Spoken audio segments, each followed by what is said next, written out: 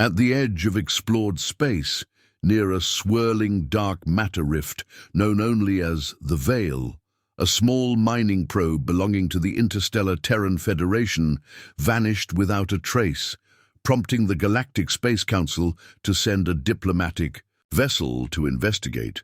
Though they did not expect much, Earth, after all, was a young species, recently admitted into the galaxy's knowledge network and often treated more like curious newcomers than equals. However, what the Council ship discovered defied every protocol and prediction, for instead of scattered mining ships or a simple research station, they found an enormous structure drifting silently at the edge of the rift, an impossibly massive warship, matte black and glimmering like the void itself, half-phased into dimensions they could barely detect, its silhouette jagged and fluid at the same time, shifting with the gravitational pull of dark matter as though it were part of the rift itself. Council sensors tried to scan it, but every pulse came back distorted, unreadable, like it was looking into a mirror that didn't want to reflect anything.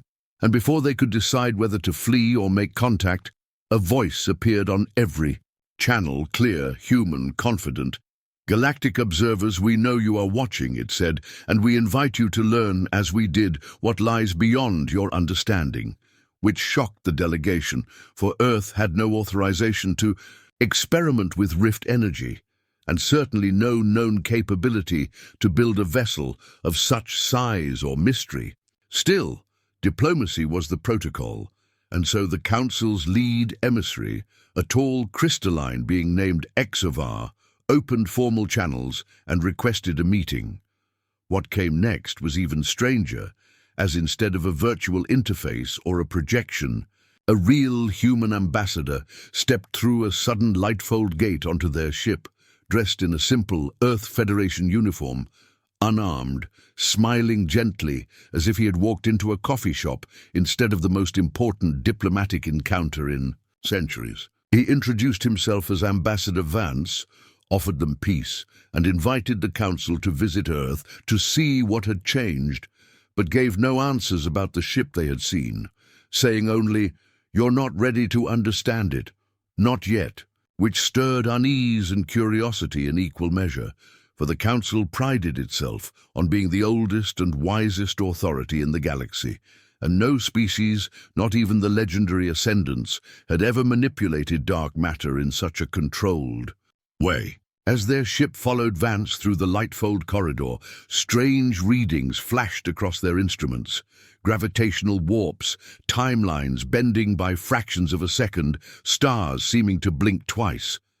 And when they arrived in the Sol system, expecting at most a planet of moderate development, they were met with another shock. Saturn's orbit was now surrounded by ring-like platforms, humming with dark energy, each one generating localized folds in space, and Earth itself had a faint halo around it, like it had been partially phased into another realm. Vance welcomed them to Earth Station Prime, a vast orbital platform with architecture unlike anything seen before, sleek, minimal, humming softly, almost organic, as if grown rather than built. And as the delegation walked through its corridors, they realized something disturbing. The humans weren't afraid of the Council. They weren't even impressed. They were calm, focused, and united, as if they had already surpassed the stage where approval mattered. And when HFY finally asked the question that had haunted them since the mission began, how had Earth developed such technology so quickly, Vance led them to a viewing deck that looked out over Europa, one of Jupiter's moons, where massive construction machines moved slowly across the icy surface. "We didn't create this from nothing," Vance said, his voice low, serious now. "We found something under the ice, buried deeper than any tectonic record should allow. An ancient vessel, older than any known race, maybe older than this galaxy, sleeping beneath the ice like it had always been waiting." And the Council representatives leaned forward in silence as he continued, "We studied it, decoded what we could, and we built upon it. Not because we wanted power, but because We needed to know what else is out there. And as he spoke, images flickered across the viewing deck, fragments of the vessel, its core humming with a slow, steady pulse that didn't match any frequency known to galactic science. Engines that spun without motion, rooms larger on the inside than out, and symbols that shimmered differently depending on who looked at them. The Council was stunned, not only because this discovery broke every known law of containment and contact, but because it meant that the dark matter rift, the veil, was not a natural phenomenon, but perhaps an ancient doorway, and if that was true, then Earth was not the first to open it, just the first to do so without vanishing. Yet before they could ask more, the station shuddered slightly, not from impact but from a resonance, a low bass-like hum echoing across space, and a technician rushed in, pale, announcing that a signal had been received. Not from the Council or from Earth, but from deep within the veil itself, pulsing in ancient code, and when decrypted, it revealed only one thing: a countdown, ticking slowly toward an unknown event, with no indication of what would happen when it reached zero. The room fell into silence, heavy with fear and wonder, and HFY turned to Vance with a rare tremble in his voice, asking, "What have you awakened?" To which the human ambassador answered simply, "We didn't awaken anything, we just found the alarm." And as the stars outside dimmed ever so slightly, and the warship beyond the rift flickered once more into partial view, vast and silent, the Council realized that Earth hadn't just become another species in the galaxy. They had become a mystery, a force, and possibly the last line of understanding between the known universe and whatever waited in the dark. The Sol system was no longer seen as a quiet corner of the galaxy. After the Council's visit to Earth Station Prime and the discovery of the ancient warship near the dark matter rift, the galactic community turned its attention to humanity with growing fear and curiosity.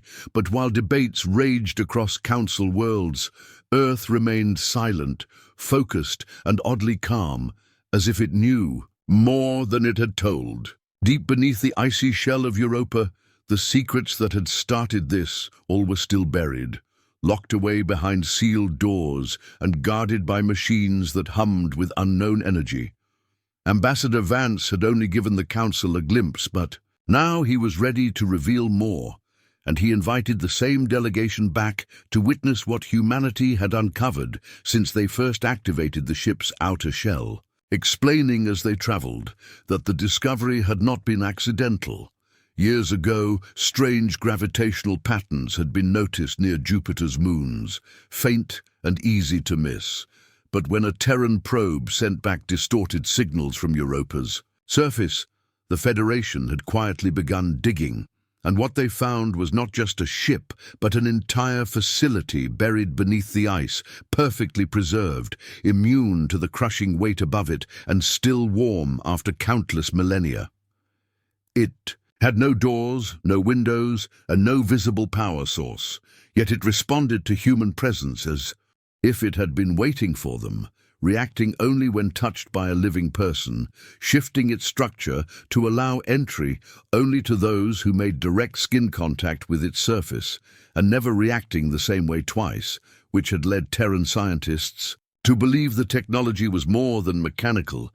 It was intelligent, possibly alive in some way, or at least bound to rules no one understood. As the Council's shuttle descended into Europa's research zone, they saw vast tunnels of ice cut cleanly with dark energy blades, leading to a massive chamber glowing softly beneath the surface.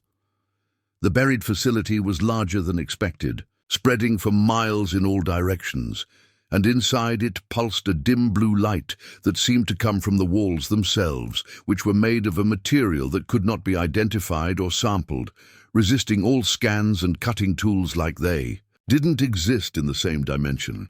Human scientists moved quietly around the space, respectful and focused, as if working in a temple instead of a lab. And when HFY and the others followed Vance into the heart of the structure, they saw what had changed since their last visit, an inner chamber had opened, revealing a core suspended in the air, spinning slowly in silence, with patterns of light that shifted constantly in rhythm with something they could not detect, and nearby floated fragments of objects that didn't belong to humanity or any known council species. Broken devices, ancient writing, symbols that moved like liquid across solid surfaces, and all of it untouched by time or space, as if sealed away from entropy itself. Vance explained that when the core had activated, it sent out a pulse, not just to Earth, but across the galaxy or even beyond it.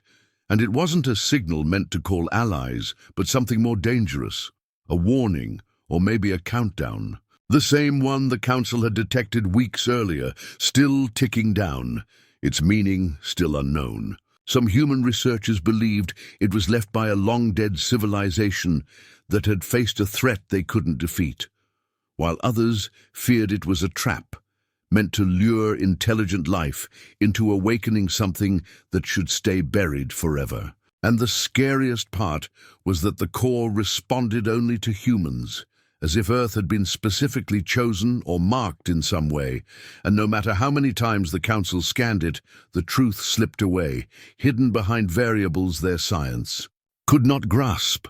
But that wasn't the only thing humans had found.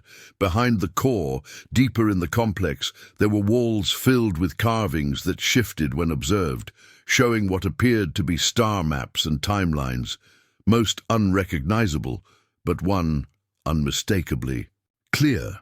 A map of the Milky Way drawn in perfect detail, with a red line slicing through it from the outer edge toward the core, ending near Sul, and at the end of that path was a single point, marked with a glowing sigil that pulsed in time with the core's rhythm. HFY stared at it, silent, trying to understand why a structure older than the Council had drawn a map to Earth, why it had buried itself beneath one of their moons, and why it had chosen to awaken only now.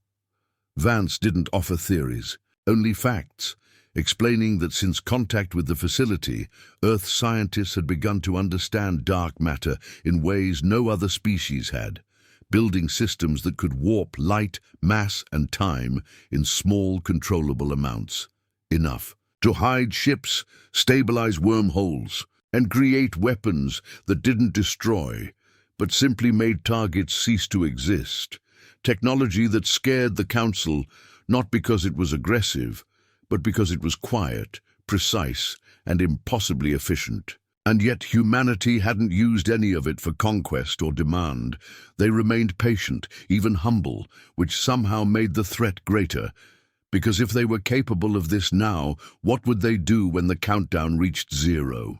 The question hung in the cold air, unanswered, as the chamber lights pulsed again, brighter this time, and the core shifted position, moving toward one of the chamber's sealed doors, which began to open slowly for the first time, revealing a corridor filled with shifting light and sound, a place that had not been touched by any known life in possibly billions of years. The humans hesitated, but Vance stepped forward, turning to the Council and saying, "Whatever this is, we didn't make it, but it wants us to follow."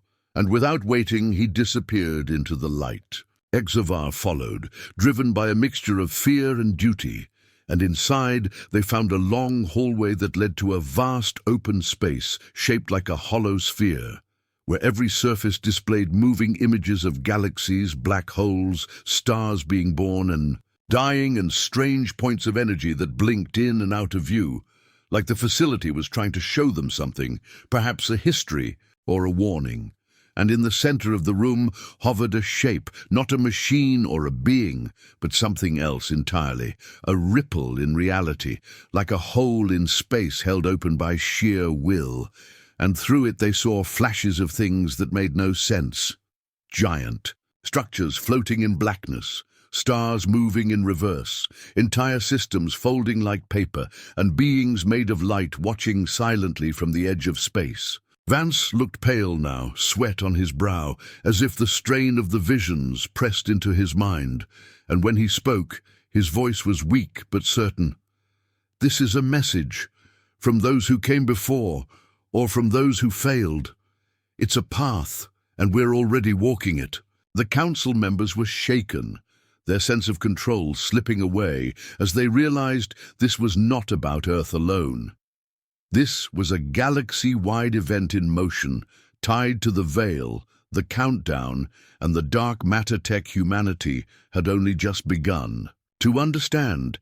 And even as they turned to leave the chamber, the images followed them, still flashing, faster now, showing a growing shadow moving through space, a consuming force without shape or mind, just hunger, erasing everything it touched. And at its center was that same glowing sigil, the one that marked Earth. Outside the chamber, alarms began to echo through the facility as the core pulsed again, now faster, like a heartbeat, and the research teams ran diagnostics only to discover that the countdown had suddenly accelerated, moving forward by whole days instead of seconds, and no one knew why. But somewhere beyond the veil, something had responded to the pulse, something ancient and vast, and it was coming. Not just for Earth, but for whatever the humans had awakened beneath Europa's ice, and the Council now faced a decision that would shape the galaxy's future, whether to trust humanity with power beyond comprehension, or fear them and try to stop what could no longer be contained. Far beyond the reach of trade lanes and peaceful colonies, in a quiet corner of dark space near the veil, the stars had started to flicker. At first only one or two, then dozens, vanishing for moments and returning as if space itself was trembling.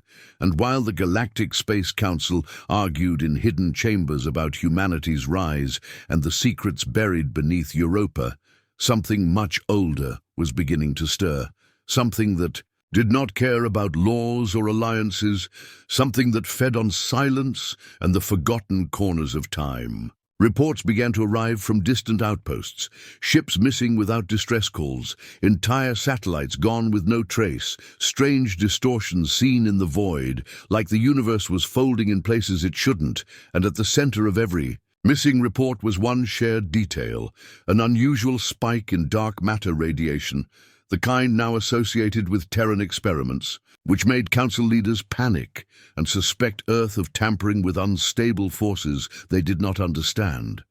But when they demanded answers, Earth gave none.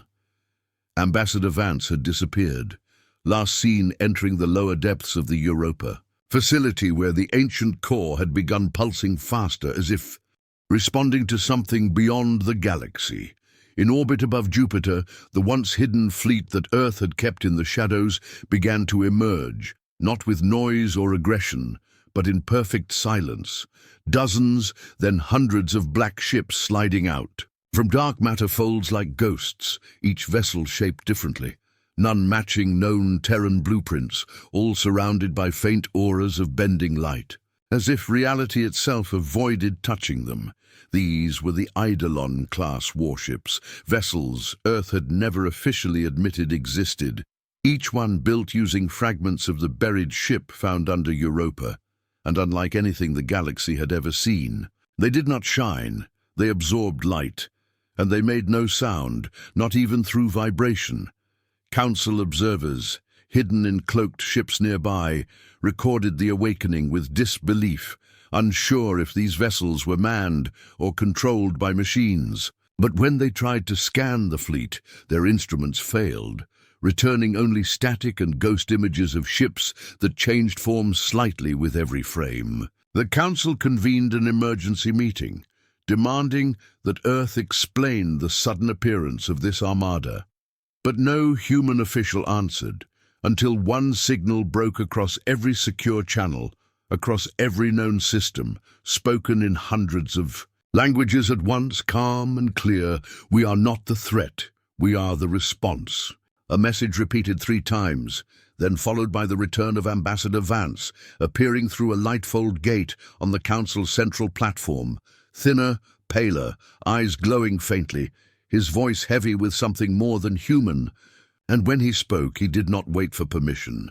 "You think we built those ships to conquer," he said, "but they were built to stop what's coming." The room fell silent, as he revealed what Earth had discovered beneath the core, visions of a force without mind or shape, a swarm of probability collapse, a hunger that erased stars and folded timelines into dust, a force the ancient builders of the Europa facility had tried and failed to stop. And now, as the countdown raced forward, it was coming again, drawn to any species that touched the same forbidden physics. Earth hadn't started the chain reaction.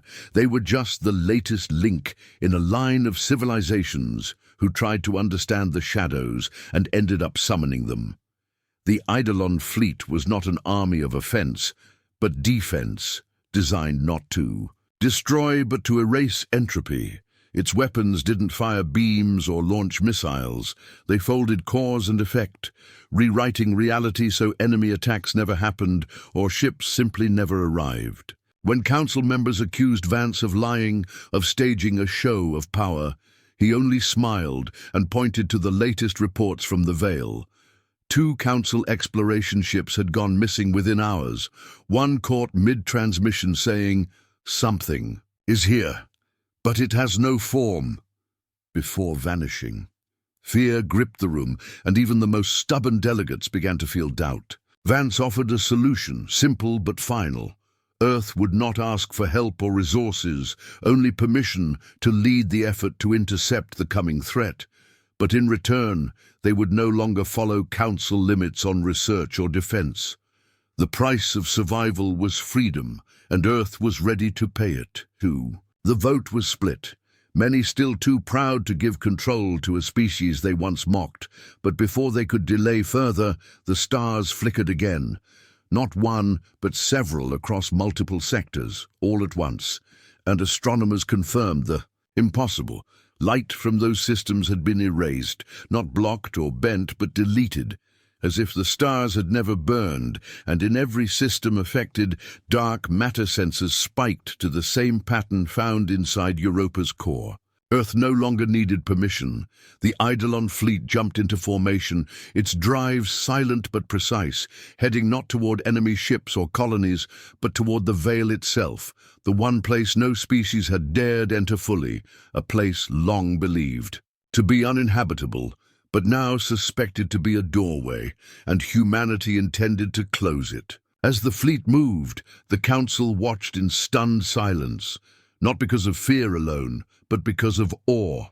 No species had ever built ships that moved like these, gliding through space-time like whispers, their engines leaving no trails, their shields folding starlight around them like ripples in water.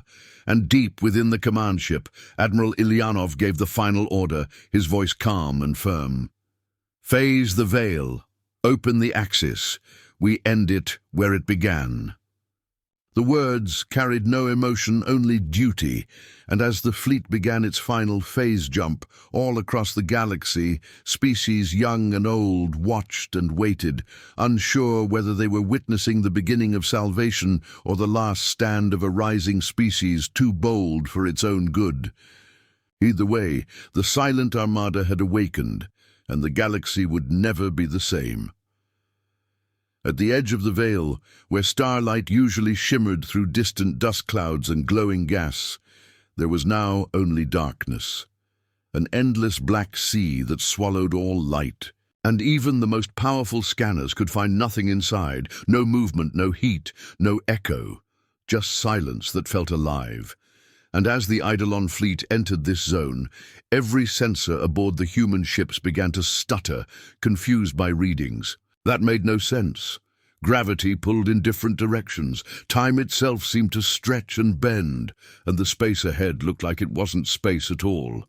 More like a curtain made from shadow and broken rules. Admiral Ilyanov stood calmly on the bridge of the lead ship, the Oblivion's Reach, watching as his fleet began to form a perimeter around the anomaly, while deep inside the science decks, technicians worked to decode the pulses that continued to come from the ancient core beneath Europa, each one stronger than the last, each one matching the strange signals leaking from the Veil. Suddenly, one of the nearby stars blinked out, not with an explosion or collapse, but as if someone had erased it from the universe with a brushstroke, and panic spread across council systems as observatories confirmed the loss of not just one star, but several. Entire regions were going dark and nothing remained, not even debris or radiation, just cold silence where once suns had burned. Back aboard Oblivion's Reach, sensors finally caught something moving within the veil, a faint shift like a shadow sliding behind glass, too fast to track, too large to measure, but real and growing closer. Ilyanov gave the command to activate the Eidolon Drive, a dark matter-powered core that folded space inward and cloaked the fleet in fields that made them invisible to all detection, even to each other. And though this made communication harder, it was the only defense against an enemy that saw not with eyes, but with some deeper sense, a way of feeling presence through unknown means. As the ships spread out, forming a net across the Veil's border, they launched probes equipped with echo beacons, small devices that mimicked the signals of dying stars to see if the entity inside would respond. And it did, but not in the way they hoped. One by one, the probes began to vanish, not destroyed but unmade, their signals ending in a flash of static, followed by a strange silence that no one could explain, a silence that seemed to press into the ears of every crew member like pressure under deep water. And then, without warning, the fleet picked up a single sound, a low, trembling hum, almost like a whisper or a breath, but not mechanical, not natural, something in between. It spread through every ship, touching the bones of every person, making their visions swim with strange images of collapsing stars and empty skies. And Vance, still aboard the science vessel Kern's Wake, whispered that the voice wasn't speaking. To them, it was remembering, showing them what had come before, what had been lost. Through analysis of the sound, the science teams uncovered a terrible truth. The entity inside the veil was not a creature in the way life is usually known. It was a reaction, a force created when too many civilizations pushed too far into dark matter, into the folding of space and time, awakening a flaw in reality itself. A kind of shadow born from the bending of universal laws, one that had learned to grow, to feed, on light and order, on making the past and the future in its path. Humanity had awakened it not by mistake, but because it was inevitable. Every advanced species eventually triggered the pattern, and every time the result was the same. The stars that refused to burn because they no longer had a history to be lit from. Admiral Ilyanov gave the order to charge the chronofold array, the fleet's last weapon, one not meant to destroy the enemy, but to collapse the space around it, freezing it in a pocket of false time where nothing could move, think, or feed. But to activate it, the fleet needed to be inside the veil, at the point of origin, and none knew what they would face there. Still they moved forward, silent and steady, their ships gliding through the edge like ghosts slipping between thoughts. And as they entered the true darkness, light itself seemed to flee. The stars vanished behind them, the universe disappeared, and only their instruments kept them grounded in what little reality remained. Then they saw it, not with eyes but with thought, a presence that filled everything and nothing, not shaped like a beast or ship, but like a wound in space, pulsing and shifting, pulling at the edges of the universe with the hunger of 1,000 forgotten deaths. And it turned toward them, not with curiosity or rage, but with need like a child reaching for warmth. The fleet launched decoys, mirrors of time and motion to confuse it, while a small group of ships led by Oblivion's Reach pushed forward to the origin point, a dense knot of broken space where the countdown from the Europa core had first begun. Time inside, the knot moved wrong. Slower, faster, folding into itself, and crew members began seeing strange things, hearing voices from dead stars, feeling memories that weren't theirs. But they pressed on, locking the chronofold array. In place, surrounding the knot with beacon anchors that hummed with deep energy. The entity moved, drawn by the anchors, and its touch cracked the outer shields of the support vessels like thin ice. But they held long enough for the countdown to reach 0, and in that instant, the core on Europa sent one last pulse, a perfect signal across all of time and space, and the array activated. Space folded inward, silent and sharp, a bubble of frozen time sealing around the entity like glass hardening in fire. And for a moment, everything stopped, even thought, even fear. Then it was over. The darkness faded, the stars returned, and the veil began to pull back, unraveling into empty space as if it had never existed. The fleet reappeared one by one, some damaged, some silent, but most intact. And the chronofold held, trapping the entity in a dead loop, unable to reach or be reached again. Across the galaxy, the lights returned, and the stars that refused to burn began to shine once more, though astronomers swore some constellations were not quite the same, as if the past had been rewritten slightly in the process. Back on Earth, Vance stood before the council, now called not as a guest, but as a savior, and he spoke not of victory, but of warning. "We stopped it this time," he said, "but it's not dead.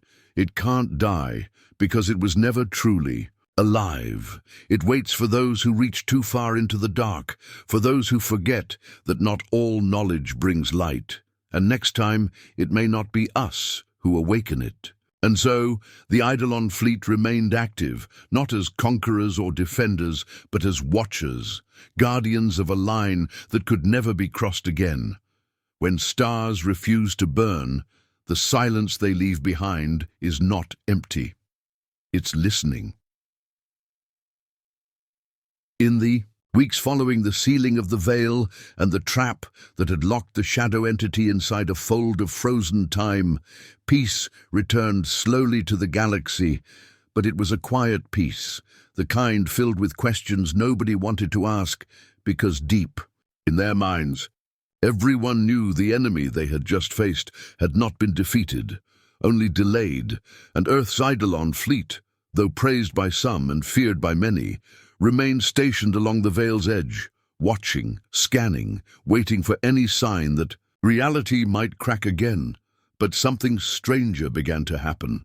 Ships started to forget things, entire patrol logs vanished, crew memories shifted, and even recorded footage showed events that hadn't occurred or occurred differently, as if history itself was unraveling from the edges inward. And back on Europa, the core that had once warned of the entity's coming now pulsed with a different rhythm, one that repeated the same encrypted message. The war has begun, but it hasn't happened yet, and at first the council dismissed it as corrupted data until entire colonies began to report impossible events, people disappearing mid-step, buildings fading for minutes before returning, and children being born with memories of futures that hadn't come to pass. The humans knew what this meant before anyone else did. The shadow entity might have been trapped in time, but its echo, its influence, still stretched across possibility, and by attempting to fold time around it, they had awakened something. Worse, something outside cause and effect. A war not fought with ships or weapons, but with changes to what had already happened or might happen next. Vance returned to the council, now looking older, more tired, as if even speaking across timelines drained him. And he explained the horror of what Earth's scientists had discovered. Reality was no longer stable, not because of a failing core or alien weapon, but because time itself had become fluid around the trap they had made, like a river frozen in one part, but still flowing elsewhere, causing eddies and loops in history. And if those spread too far, the galaxy would forget how to exist properly. Already, entire species were reporting ancestral myths that hadn't been recorded before, stories of wars that never occurred but left behind scars, and ships found drifting in space with designs no civilization could recognize, silent wrecks from futures that hadn't yet arrived. Ilyanov led a new mission into one of these anomalies, taking Oblivion's reach through a distortion near Eltar Prime, where time itself twisted in on itself. And what they found there was terrifying. Another version of the Eidolon fleet, dead and floating, each ship bearing battle damage from weapons unknown, each crew long gone or possibly erased. And at the heart of it all was a blackened shard of the veil itself, floating like a piece of broken glass, humming with anti-light, the kind that turned thought into noise. From that moment on, it became clear that they weren't just at risk of another attack. They were already at war, but the enemy didn't strike with fleets or armies. It rewrote victories into losses, made heroes into traitors, and entire campaigns into forgotten dreams. The war that couldn't exist had begun, not because no one could fight it, but because most wouldn't remember fighting it. And Earth, having created the trap that triggered this reaction, became the only species able to resist the collapse. Thanks to the same technology that made the Eidolon ships immune to standard detection, they were anchored not to a moment in time, but to a pattern outside of causality, a trick learned from the ancient core beneath Europa. With this knowledge, Earth began training a new kind of operative, memory anchors, people whose minds had been enhanced using folded neurofields to resist timeline edits, and these operatives began traveling across the stars, searching for the places where time was bending too far, trying to hold the line against the decay of what had once been real. One such operative, Captain Mara Lin, was sent to a mining colony on Keldron's Belt, where people claimed to have fought and survived. An invasion no record could prove, and when she arrived, she found a planet, abandoned, covered in ash, but her implants told a different story. A bustling colony, families, laughter, and trade, all layered like ghosts over the ruin, as if two timelines were overlapping and neither could fully claim the space. As she explored the ruins, shadows flickered in the corner of her eyes, people that weren't there, flashes of battles that hadn't happened, and sounds of voices calling for help in languages she didn't know, yet somehow understood. Deeper in the wreckage, she found a data core that pulsed like the Europa device, and when she connected to it, she saw glimpses of a battle fought weeks from now, between the Eidolon fleet and a swarm of ships made not of matter, but of pure absence, shaped like holes in space, feeding on history and rewriting the rules of engagement with every pulse. These weren't just echoes of the enemy. They were its future selves, leaking backward through the trap Earth had made, and unless something changed, they would become real soon. Mara returned with the warning, but time was already breaking. The council chamber flickered between versions of itself, some filled with smoke and fire, others abandoned, and only the memory anchors could see the shifts clearly. Vance stood before them one last time, now more echo than man, half held together by the same folds he had once helped create, and he delivered Earth's final proposal: to collapse the trap completely, erasing it from all time, including their own, which would prevent the war, but also risk undoing everything humanity had done since activating the Eidolon core. The council hesitated, some fearing the loss of power, others the loss of identity, but the stars around them blinked again. Entire sectors vanishing with no resistance, rewritten by an enemy that did not fight, only rewrote. And so the vote was passed, barely, and the countdown began to enact Earth's final plan. As the core on Europa reached critical alignment, the Eidolon fleet gathered one last time around the frozen wound in space, and each ship sent a beam of inverted time energy into the trap, not to contain it, but to collapse it so hard it never existed, folding the moment of its creation backward into silence. Across the galaxy, people reported seeing visions of other lives, other worlds, battles fought and lost, lovers remembered from lives they never lived, and then nothing.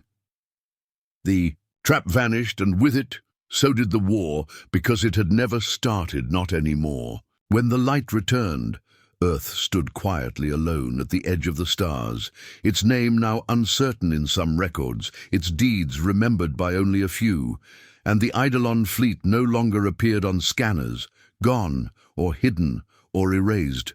No one and could say, but the veil was closed, and the stars burned again, steady and bright, though some said if you looked too long at certain constellations, you could still feel something watching, something waiting to be remembered, something that had once been war, but no longer existed.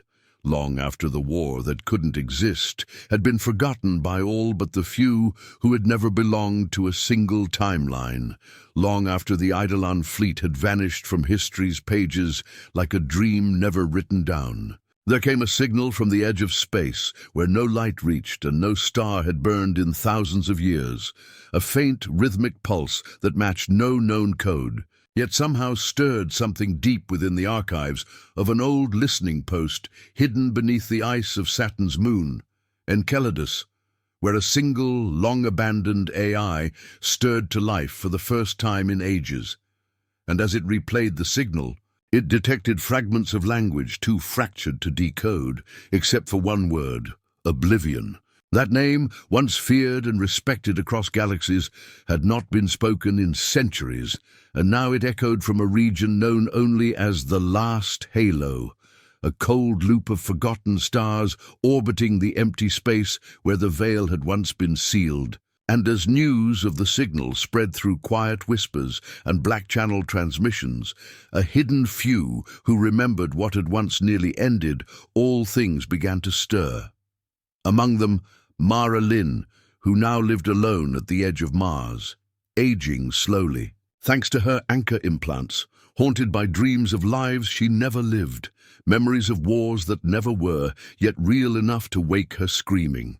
When she received the signal, something deep in her bones recognized it, not the sound itself, but the feeling behind it, like an unfinished thought that had waited too long to be spoken, and so she traveled in secret, using hidden corridors, known only to those who had once walked outside of time, reaching a place where no star maps held true. And there, in the black heart of forgotten space, she found it, the Oblivion's reach, whole and silent, drifting beside a dead star that had never formed, its hull untouched by age or battle, as if it had just returned from a journey no one remembered sending it on. Inside, the ship was empty, powered but silent, its lights low and golden, its halls echoing with a hum too deep to hear, but strong enough to feel in the spine. And as she stepped aboard, her implants flared to life, picking up data not stored in any file. Thoughts suspended in folded time, fragments of the ship's final mission locked outside reality, now bleeding slowly back in. The logs told of one last leap the Eidolon fleet had taken before the final collapse, a leap not across space, but across the silence left behind, a mission to carry a warning not just across the stars, but across time itself and oblivions. Reach had succeeded, reaching a point beyond the trap, beyond the war, beyond memory, where something still lingered, something that had survived the collapse because it had never truly belonged to the universe in the first place. This was the Echo, a remnant of the shadow entity that had escaped the trap not by force, but by slipping between cracks in time, and now it had grown into something new, not a threat, not a god, but a question, one shaped like a voice calling out for others to understand it, not destroy it. As Mara moved deeper into the ship, doors opened for her, lights brightened, and the hum became clearer, forming patterns that mimicked speech, and she began to see flashes, not visions, but memories from the ship itself, showing her crew members, long gone, frozen in place, not dead, just paused, held in a loop of not quite now, all of them staring at a central core glowing with soft blue light, where the final pulse had been sent. And within that core, a new message waited, not from the enemy, but from the stars themselves, or what remained of them.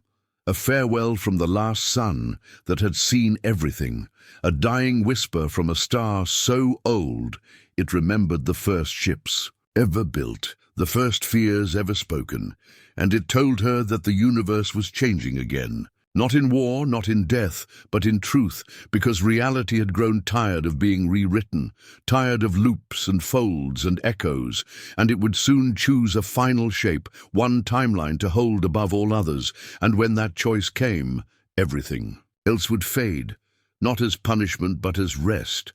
Mara understood then that her journey wasn't about war or warning. It was about remembrance, and Oblivion's reach had returned to offer a choice, one last echo to be passed forward, a story of what humans had done, what they had become, and what they had saved even when no one would remember it. She activated the ship's ancient drives, and it hummed with power, brighter and clearer than ever before, unfolding space around it as it rose into motion, and as it moved, it broadcast the message outward, not in words, but in light, a stream of memories and truth that any who watched the skies might see, even if they didn't understand it. Across the galaxy, children looked up and dreamed of ships shaped like silence, of stars that whispered secrets, and of a future not yet written but waiting to be chosen.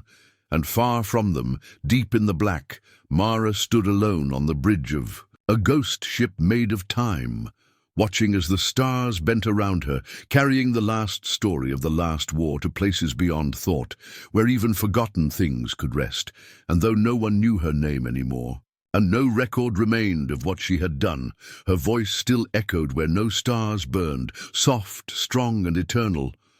Remember us, not for what we destroyed, but for what we kept alive when no one else would.